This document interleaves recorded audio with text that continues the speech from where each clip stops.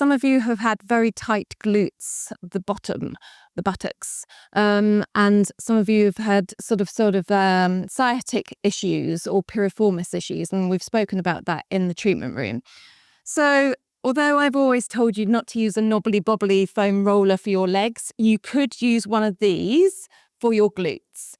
So let me show you how to do this correctly. Exactly as if you were going to foam roller your legs, you're sitting on the foam roller with one buttock only. And you're simply just going to very, very small little movements here, very gentle rolls. What we want to make sure of is we're not going above the pant line. Our kidneys are up here, so we do not want to roll too far up. So it's a very, very small movement if you want to use that. It's still quite painful, if I'm honest, to use one of these. Alternatively, we could go back to my friend, the smooth foam roller, and use one of these exactly the same way.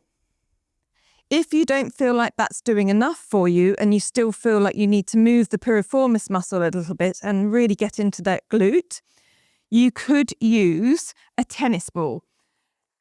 And I do say tennis ball for a reason. You want something that has a little bit of give, as you can see here, a little bit of give. There are other options out there, which are a spiky ball and a very, very hard ball. Please don't use those. They will cause more harm than good. So please do not use those. Disregard those if you've got them. A tennis ball is all you need, and a smooth foam roller.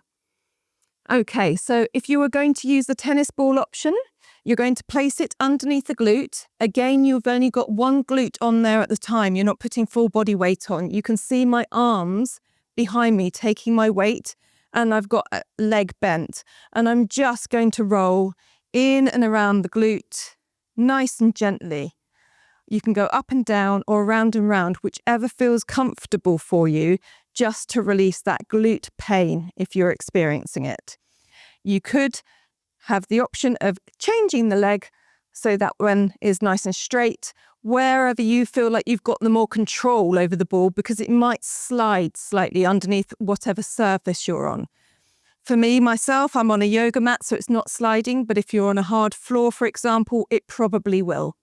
So just be careful of the surface that you're working on and just maybe change the bent leg just to make sure that you're in control of what you're doing and it's not getting too carried away and not going, again, up above your pant line. We do not want it going up here and into the lower back. It would be too severe.